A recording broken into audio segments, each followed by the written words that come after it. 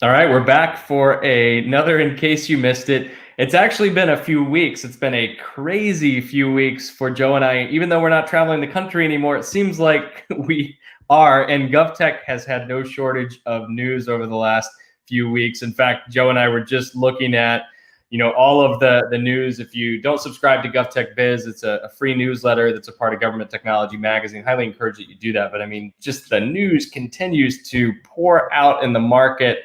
It's been a crazy 2 months. Joe, what's it look like for you? No, I mean, you're virtually traveling from one Zoom meeting to the next. A lot of events, a lot of virtual speaking engagement, but you're right. The market's more active than ever. CIOs are busy. Everyone's trying to adjust to this new normal, and the CARES Act and the funds that are flowing for technology are keeping everyone, including us, very busy.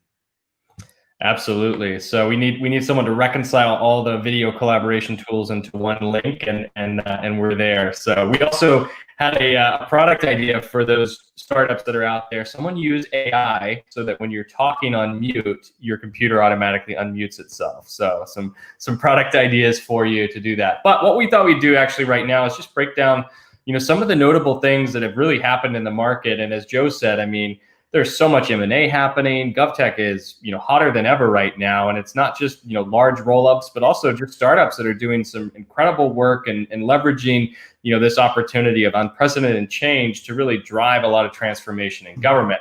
So, one startup that we have written about before is Zen City, and they raised $13.5 million for an expansion. And, they actually have a really powerful product that's interesting when it comes to assessing public opinion and merging that with different types of data sets that are out there, like 311 data and other things. And, as Joe and I have seen, data right now is such a critical resource for agencies to make decisions as they're in fiscally constrained environments, and they're trying to find ways to do more with less, but also leverage the data that they have to make decisions that are in the best interest of the public and solving these problems. Joe, what do you make of this one?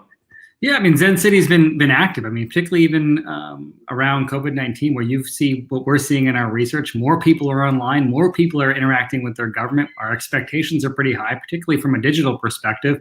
And we're all heading to our local cities, our counties, and our state websites, to find out what's going on in our communities. And that's driven a greater need for what Zen City offers.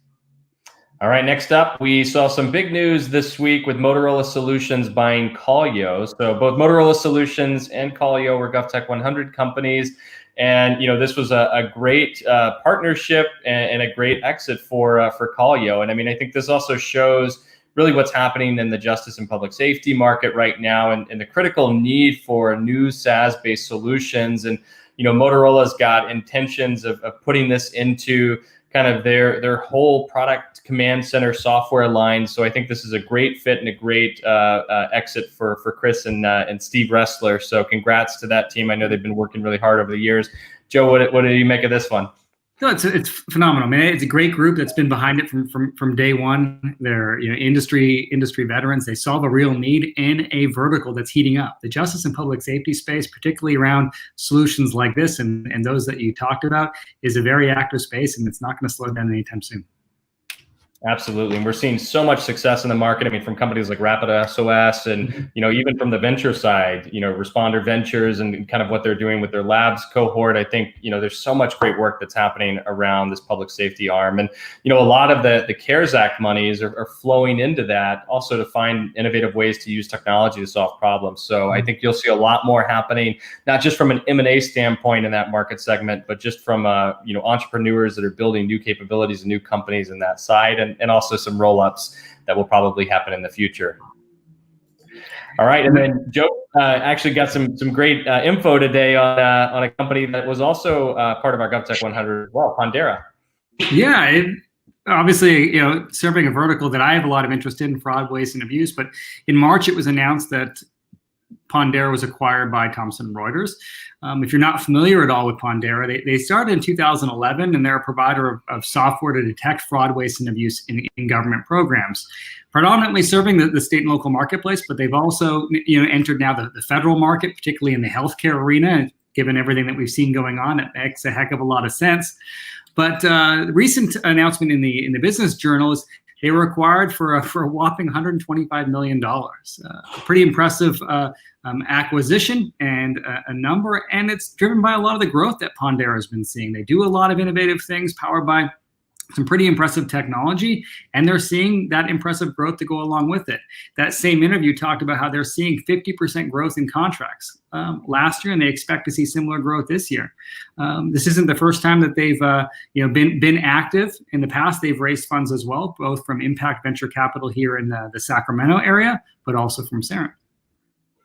So much happening in the GovTech space, so we'll stay on it for you. But it's been, wow, just a really busy 2 months of looking at all of this stuff and just the market in general. So many needs that are happening right now, and just kind of what's on our radar. So many needs around workforce and social safety net and kind of building new systems to keep up with this new reality that we're all in, and how we manage and operate through that. Joe, what are you seeing in your side?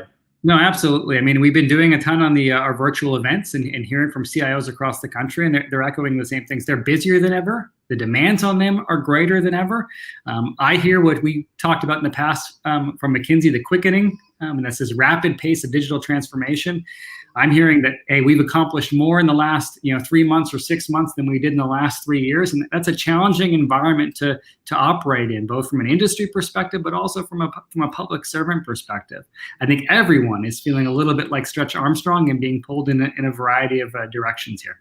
Absolutely. And I know, we're also seeing, we've talked about shadow IT for a number of years, and, we kind of saw shadow apps that happened in response to COVID, where line of business leaders and even policymakers and department heads were going out and they were deploying SaaS solutions and rapidly increasing the adoption of SaaS and cloud solutions in state and local government. But now there's this great reconciliation that's happening. You've got all these kind of endpoint solutions that have been put out there and great solutions that solved a problem. And CIOs are really wrestling with, how do I bring these back? How do I put them back into an enterprise portfolio? So expect to see a lot more work on that, by larger platform companies, by the CIOs themselves that are managing these portfolios. And you'll see a lot of M&A activity that does some of that consolidation work for them. Mm-hmm. And one final thought just on how busy everyone is and that there's a lot of things going on. We wanted to put out an idea to the community and get some feedback from you all. If Dustin and I put together a virtual office hour where we hopped on a platform like this or a Zoom, just to kind of have a dialogue with you back and forth on what's happening in the industry, answer your most pressing questions, and share a little bit of our latest insights, we want to gauge your feedback on participating in that. Also share what date, what times might work best for you. So we'll look forward to hearing from you on that. And that'll draw us to a close on this week's episode of In Case You Missed It. Join us next week, on Friday, same